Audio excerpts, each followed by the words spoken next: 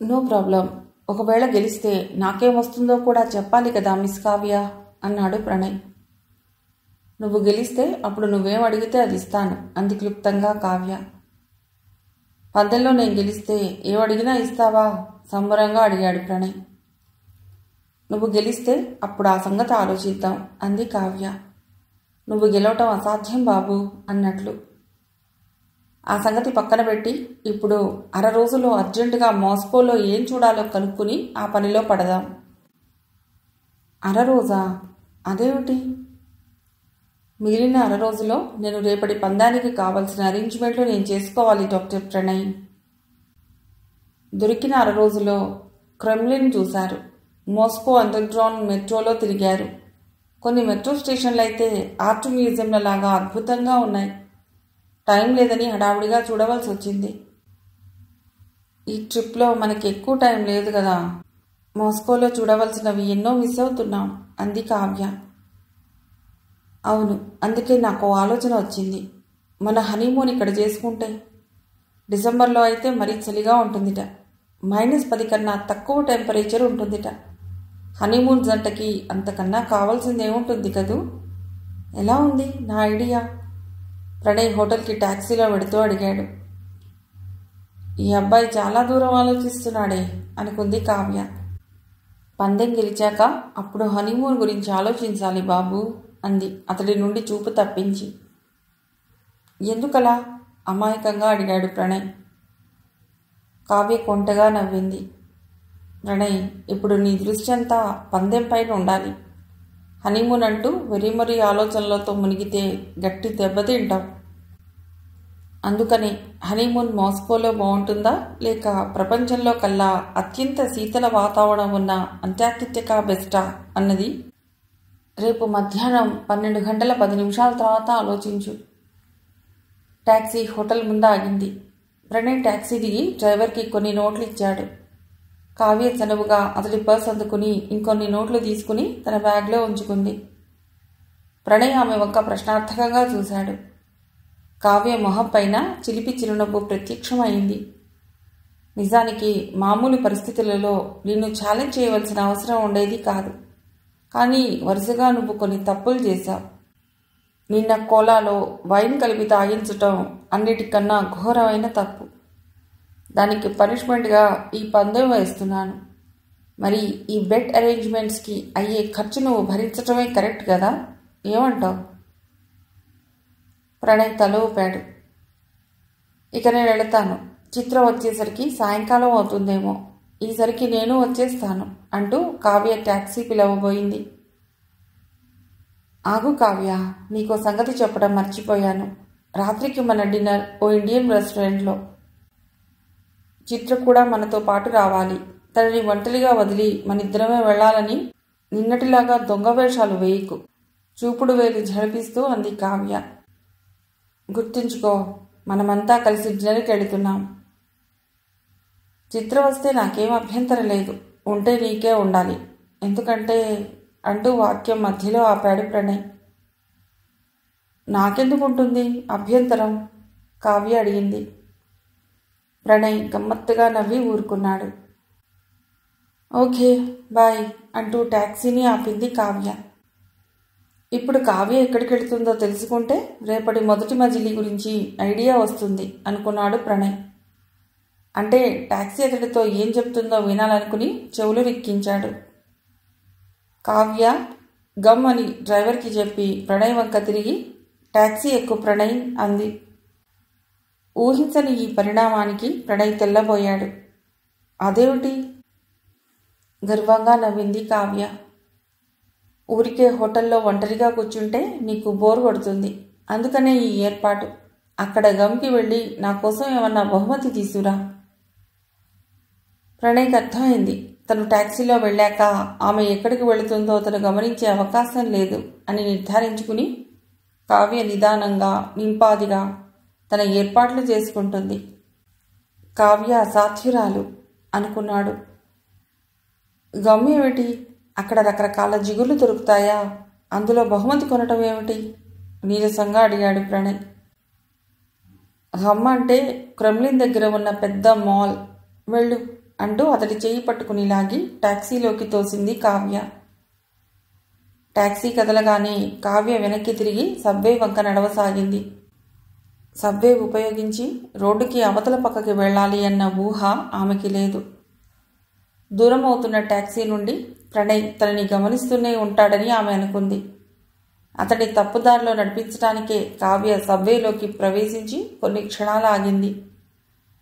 ఆ తర్వాత బయటికి వచ్చి చకచకా నడుచుకుంటూ హోటల్కి వెళ్ళింది. 5 నిమిషాల తర్వాత తన గదిలోంచి 2 ప్యాకెట్లు తీసుకుంది. హోటల్కి దగ్గరగా ఉన్న మెట్రో స్టేషన్కి వెళ్ళటంతో ఆమె ప్రయాణం మొదలవుతుంది. ఆ మర్నాడు ప్రణయ్ని 30 తిప్పలు పెట్టే ఛాలెంజ్కి కావలసిన ఏర్పాట్లు పూర్తి చేయటానికి కావ్యకి 4 గంటల సమయం పట్టింది. ఆమె హోటల్కి తిరిగి వచ్చేసరికి సమయం 7 అయ్యింది. గదిలోకి వెళ్ళగానే చిత్రకి ఫోన్ చేసింది కావ్య. చిత్ర గదిలో ఫోన్ మోగుతూనే ఉంది, కానీ జవాబు లేదు. చిత్ర ఇంకా వచ్చినట్లు లేదు. చిత్రని ఒంటరిదాన్ని చేసి తామిద్దరూ ఎంజాయ్ చేయటం చాలా అన్యాయం అనుకుంది కావ్య. అందుకని చిత్ర రాకుండా ప్రణయ్ దగ్గరికి వెళ్ళటం ఆమెకి ఇష్టం లేదు. 10 నిమిషాల తర్వాత చిత్ర సంబరంగా వచ్చింది. వస్తూనే కావ్యని చుట్టేసి థ్యాంక్ యూ కావ్య అంది. కావ్య గతుక్కుమంది. చిత్ర వ్యంగ్యంగా అంటున్నదా అన్న అనుమానం కలిగింది. కానీ చిత్రస్వరం సౌమ్యంగానే ఉంది.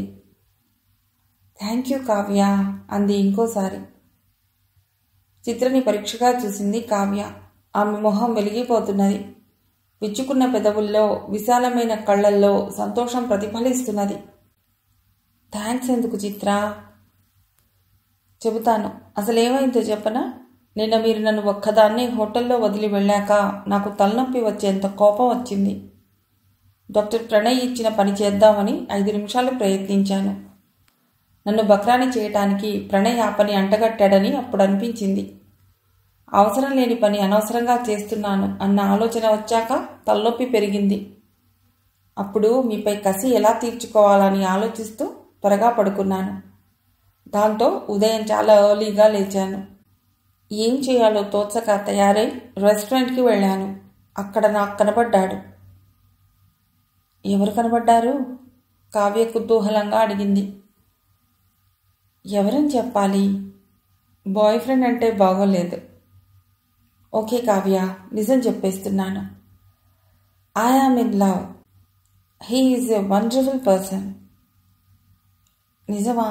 చిత్ర కళ్ళల్లోకి లోతుగా చూస్తూ అడిగింది కావ్య.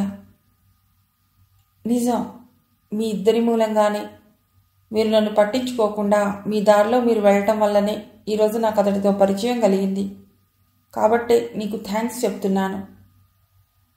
కావ్య ఏదో ప్రశ్న అడగబోతుంటే పట్టించుకోకుండా మేమిద్దరం కలిసి మాస్కో చూసాం, షాపింగ్ చేశాం.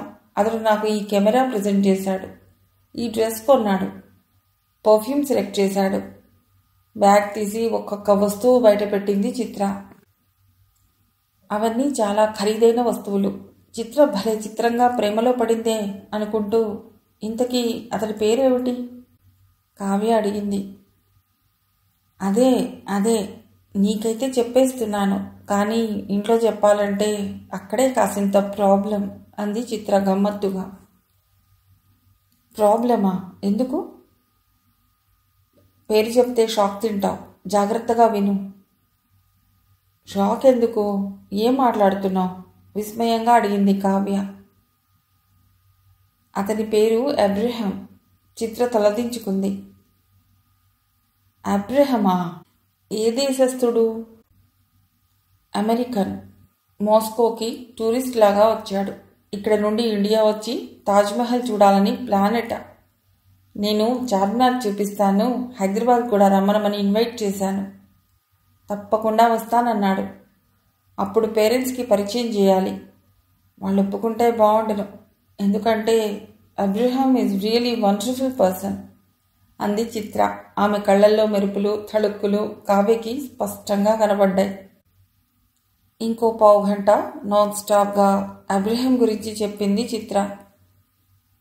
చిత్ర, రేపు నువ్వు నాకు సపోర్టింగ్గా ఉండాలి. నీకు వీలవుతుందా? లేకపోతే ఆల్రెడీ అబ్రహంతో ప్రోగ్రాం పెట్టుకున్నావా అంటూ చిత్ర వాక్ ప్రవాహానికి అడ్డు తగిలి మర్నాడు తనకి ప్రణయ్కి మధ్య నడిచే ఛాలెంజ్ గురించి వివరంగా చెప్పింది. కావ్య చెప్పింది విన్నాక ఓ నిమిషం ఆలోచించింది చిత్ర. నిజానికి రేపు బ్రేక్ఫాస్ట్ టైంలో మీకు అబ్రహాంని పరిచయం చేద్దామనుకున్నాను. పోనీ ఇంకో 2 గంటలు ఆలస్యం అవుతుంది, పర్వాలేదు. రేపు 12:30కి మీ పందెం ఏమైందో తెలుస్తుంది కదా. ఓకే, అయితే రేపు 12:30కి అబ్రహాంని మీకు పరిచయం చేస్తాను. మీ ఫైనల్ మజిలీ ఏమిటో చెప్పు, అతన్ని డైరెక్ట్గా అక్కడికి రమ్మనమని చెప్తాను. ఫైనల్ మజిలీ ఎక్కడో నేను చెప్పను. కావ్య తల అడ్డంగా ఊపింది. ఎందుకు చెప్పవు? చెబితే నువ్వు ఆ సంగతి ప్రణయ్కి లీక్ చేసే ప్రమాదం ఉంది. నేనిచ్చిన క్లిష్టమైన క్లూల ద్వారా మాత్రమే అతను ఒకదాని తర్వాత ఇంకో మజిలీ చేరాలి, కానీ ఇలా షార్ట్కట్లతోనూ పేపర్ లీక్లతోనూ కాదు. నేనెందుకు లీక్ చేస్తాను? ఎందుకంటే ఈ పందెం గనక ప్రణయ్ ఓడితే ఇక అతడి దారి అతడిదే, నా దారి నాదే. అప్పుడు నేను అతడు స్ట్రేంజర్స్ని. ఆ కండిషన్ తెలుసుకుని అతడిపైన నువ్వు జాలిపడతావేమో అని నా అనుమానం. కావ్య ఖచ్చితంగా చెప్పింది. Oh what? అదేం పందెం? ప్రణయ్ ఏదన్నా సాధిస్తాడు అన్న నమ్మకం ఉంది, కానీ పరిచయం లేని నగరంలో, భాష సరిగ్గా రాని ప్రదేశంలో అతడు దారి తప్పటమో కన్ఫ్యూజ్ అవ్వటమో జరిగి కొంచెం ఆలస్యం చేస్తే నిర్దాక్షిణ్యంగా నీ దారి నీదే, నా దారి నాదే అంటావా? నీకేమన్నా మెంటలా? ఆగాగు, నాకు అర్థమైంది. నువ్వు నా చెవిలో పువ్వు పెడుతున్నావు. నా పిచ్చి కానీ నువ్వు అలాంటి కండిషన్ ఎందుకు పెడతావు? చిత్ర అంది. పైకి అన్నది కానీ కావ్య ముఖ కవళికలు చూస్తే ఆ కండిషన్ గురించి కావ్య చాలా సీరియస్గా ఉన్నది అన్న అభిప్రాయం చిత్రకి కలిగింది. అంతలోనే కావ్య జోక్ చేస్తున్నదిలే అని సరిపెట్టుకున్నది. నాకు మెంటలా కాదా అన్న సంగతి రేపు మాట్లాడుకుందాం, సరేనా? ఇప్పుడు అర్జెంటుగా నువ్వు తయారవు. రాత్రికి డాక్టర్ ప్రణయ్ మనకి ఇండియన్ హోటల్లో డిన్నర్ ఇప్పిస్తున్నాడు అంది కావ్య. ఫోన్ మోగింది. అదిగో మాటల్లో ప్రణయ్ చేసినట్లున్నాడు అంది కావ్య వెళ్ళి రిసీవర్ అందుకుంటూ. Hi, I'm Abraham. Can I have Chitra on phone please? అటు నుండి అమెరికన్ ఉచ్చారణతో మగగంతు వినబడింది. చిత్రకి రిసీవర్ ఇచ్చి కావ్య గది బయటకు నడిచింది. అప్పుడే ప్రణయ్ తన గదిలోంచి తొంగి చూశాడు. కావ్య, ఇంకో 15 గంటలో డిన్నర్కి వెళ్ళాలి. హోటల్ పేరేమిటి? ప్రణయ్ గుసగుసగా సస్పెన్స్ అని జవాబిచ్చాడు. కావ్యకి అప్పుడు ఓ ఆలోచన వచ్చింది. ప్రణయ్, నువ్వు ఎంతమందికి టేబుల్ రిజర్వ్ చేశావు? మన ముగ్గురికే. ఎందుకు? ఇప్పుడు 4వ వ్యక్తి వచ్చినా పర్వాలేదా? 4వ వ్యక్తా? ఎవరు? అయినా ప్రాబ్లం ఉండదనుకుంటాను అన్నాడు ప్రణయ్. నువ్వు నమ్మలేవు. చిత్ర ప్రేమలో పడింది. అబ్రహం అన్న అమెరికన్ ఎట. నీకు అభ్యంతరం లేకపోతే అతన్ని కూడా ఇన్వైట్ చేద్దామా? Sure, why not? కావ్య గిరుక్కున వెనక్కి తిరిగి తన గదిలోకి వెళ్ళింది. గది తలుపు తీయబోతూ ఆగి తట్టి 2 క్షణాల తర్వాత గదిలోకి అడుగుపెట్టింది. చెవి నుండి రిసీవర్ని తీసి వక్షానికి ఆనించి ఏమిటి అన్నట్లు కనుబొమలు ఎగరవేసింది చిత్ర. ఈ రాత్రి డిన్నర్కి అబ్రహాంని ఇన్వైట్ చేయమని అంటున్నాడు ప్రణయ్. చిత్ర కనుబొమలు అంతలోనే ముడిపడ్డాయి. క్షణం తర్వాత అతడికి జెట్లాగ్ ఇంకా తీరలేదుట. ఏదో నేను అడిగాను అని నాతో పాటు ఇంతసేపు తెగ తిరిగాడు. ఇప్పుడు రెస్ట్ తీసుకుంటాట. ఆ సంగతే చెప్తున్నాడు అంది. చిత్ర వంక చిత్రంగా చూసింది కావ్య. ఆయన అడగకుండానే అన్నీ నువ్వే చెప్తున్నావేమిటి? చిత్ర నవ్వింది. ప్రేమంటే అదేనే పిచ్చి పిల్ల అంది. కావ్య మూతి తిప్పింది. ఓకే, నీ ఇష్టం. ఇక మీ కబుర్లకి అడ్డు రాకుండా నేను తప్పుకుంటాను అంటూ బయటికి నడిచింది. టాక్సీలో వెళ్లేటప్పుడు కూడా ప్రణయ్ రెస్టారెంట్ పేరు చెప్పలేదు. తీరా టాక్సీ ఆగినప్పుడు చూస్తే ఎర్రని బార్డర్పై పసుపచ్చని అక్షరాలతో రెస్టారెంట్ పేరు చూసి కావ్య అదిరిపడింది. ఖజురహో ఇండియన్ రెస్టారెంట్ అని రష్యన్లో పెద్ద బోర్డు ఉంది. Doctor Pranay, red and yellow rowdy ఫెల్లోలాగా ఈ హోటల్కి తెచ్చావేమిటి? పక్కన చిత్ర ఉందని మర్చిపోయావా? కావ్య పళ్ళు బిగించి లోగొంతుకుతో అంది. ప్రణయ్ నవ్వాడు. చిత్ర లేకుండా డిన్నర్కి రాను అన్నది నువ్వే. ఆ అమ్మాయి తప్పకుండా రావాలి అని కండిషన్ పెట్టింది నువ్వే. ఇప్పుడు ప్లేట్ మారుస్తున్నావేమిటి? క్రితం రాత్రి చిత్ర లేకుండా స్కై లాంజ్లోకి తీసుకువెళ్ళి తనని మాయ చేసి వైన్ తాగించాడు. ఇప్పుడు చిత్రని తోడు తెచ్చుకుంటే ఖజురహో హోటల్కి తీసుకొచ్చాడు. ప్రణయ్ సామాన్యుడు కాదు అనుకుంది కావ్య. లోపల హోటల్లో ఎలాంటి బొమ్మలు ఎదురవుతాయో, ఆ తర్వాత చిత్ర తనని ఎంతగా టీజ్ చేస్తుందో అని అనుకుంది కావ్య. రష్యన్ చదవటం రాని చిత్ర హోటల్ పేరేమిటి అని అడిగింది. కావ్య విననట్లే తల తిప్పుకుంది. కావ్య సందేహిస్తూనే బెరుకుగా హోటల్లోకి అడుగుపెట్టింది. కళాత్మకంగా పూలతో అలంకరించిన వినాయకుడి విగ్రహం మొదట ఎదురవ్వటంతో అమ్మయ్యా అనుకుంది. ఆమె భయపడ్డట్లు హోటల్లో అభ్యంతరకర చిత్రాలు పెద్దగా కనబడలేదు. ఖజురహో శిల్పాల ప్రతిరూపాలు చిన్న సైజులో అక్కడక్కడా ఉన్నాయి అంతే. తెలుగు సినిమా వాల్ పోస్టర్ల కంటే డీసెంట్గానే ఉన్నాయి ఈ బొమ్మలు అనుకుంది కావ్య. డిన్నర్ అయ్యాక హోటల్కి ట్యాక్సీలో వెడుతూ అబ్రహం తనకి ఎలా పరిచయం అయ్యాడో చిత్ర ఇంకోసారి చెప్పింది. హోటల్లో ప్రణయ్ గుడ్ నైట్ చెబుతూ ఉంటే 1 సెకండ్ అంటూ గబగబా తన రూంలోకి వెళ్ళి చిన్న ప్యాకెట్ పట్టుకొచ్చింది కావ్య. ప్రణయ్, నీకోసం ఈ వాచ్ అంది. వాచ్ బాగుంది, థ్యాంక్స్ అన్నాడు ప్రణయ్. రేపటి మన పందెం కోసం వాడవలసిన వాచ్ ఇది. ఇక నీ సెల్, ల్యాప్టాప్ నాకు ఇచ్చేయి. అదేమిటి, ఎందుకు ఇవ్వాలి? అయోమయంగా అడిగాడు ప్రణయ్. కావ్య నవ్వింది. రాత్రంతా మెలకువగా ఉండి మాస్కో నగర విశేషాలు బట్టి పట్టాలని అనుకుంటున్నావేమో. ఆ పప్పులు ఇక్కడ ఉడకవు బాబు. నేను ఇచ్చే క్లూలని అర్థం చేసుకోవటానికి నీ బుర్ర మాత్రమే ఉపయోగించాలి. అందుకని అని ల్యాప్టాప్, సెల్ తీసుకుని గుడ్ నైట్ చెప్పింది కావ్య. పైకి ఆందోళన పడుతున్నట్లు భావ ప్రకటన ప్రదర్శించిన ప్రణయ్ మనసులో కావ్య, నన్ను తక్కువగా అంచనా వేశావు అని సంబరపడ్డాడు.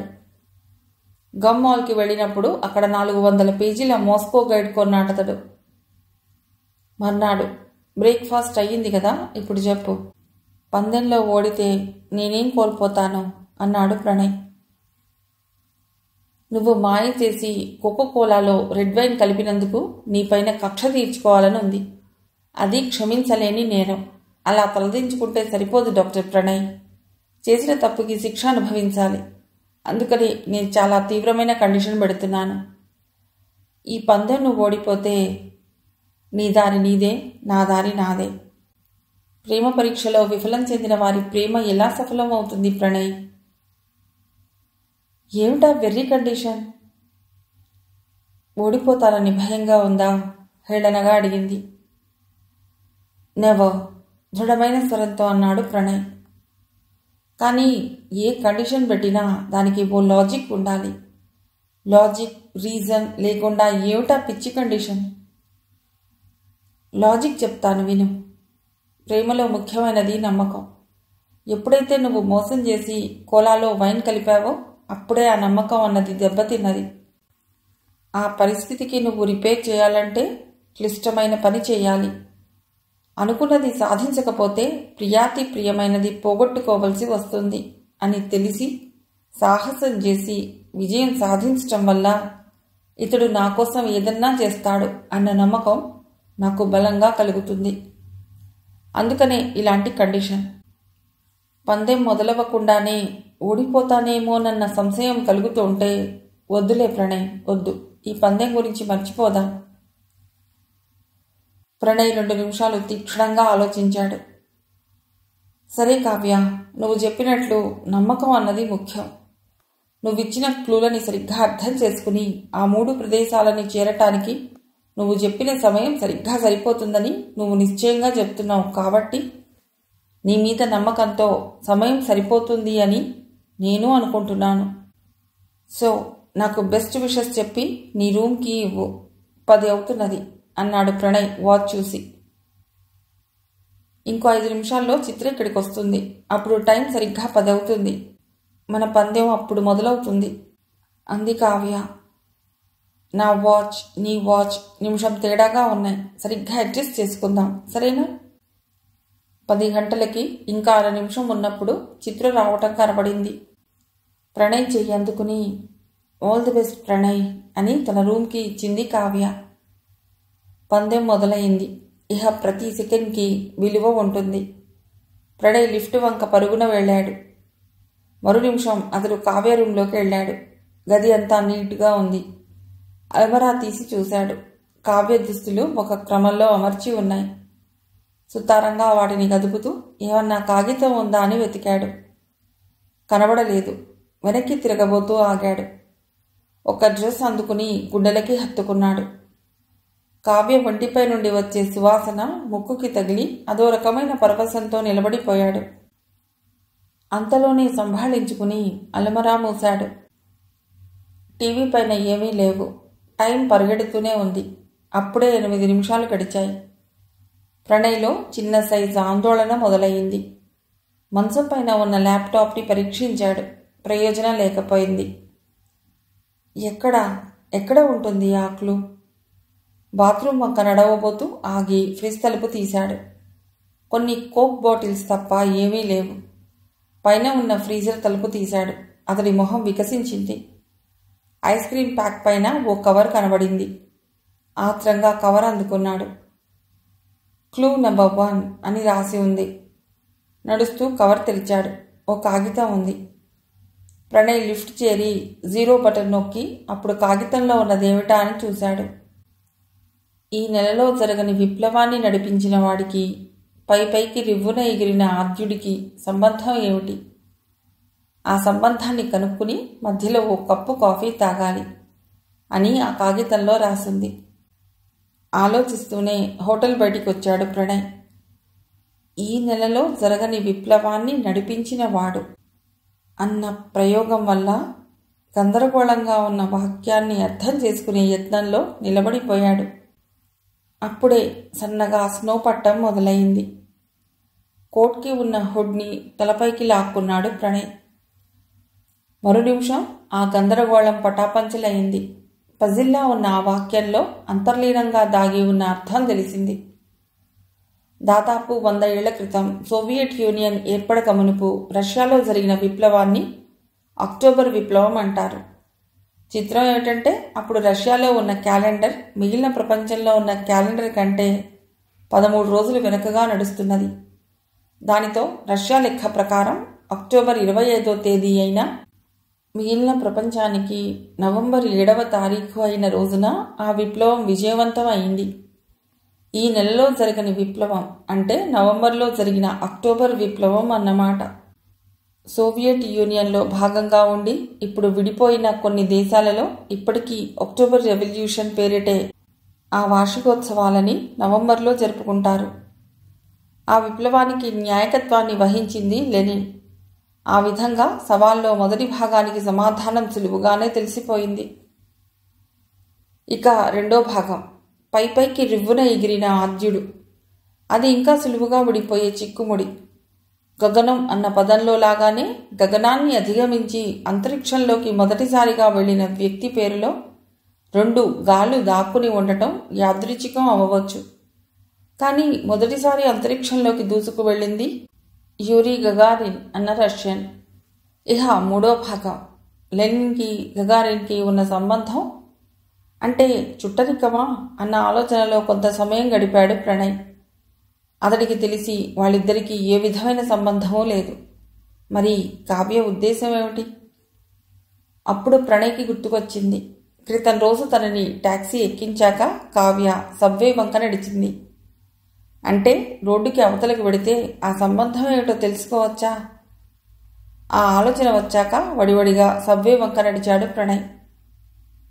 తనని తప్పుదోవ తొక్కించటానికి కావ్య సబ్వేలోకి వెళ్ళినట్లు నటించింది అని అతడికి తెలియదు. మిగిలిన కథ తర్వాతి భాగంలో.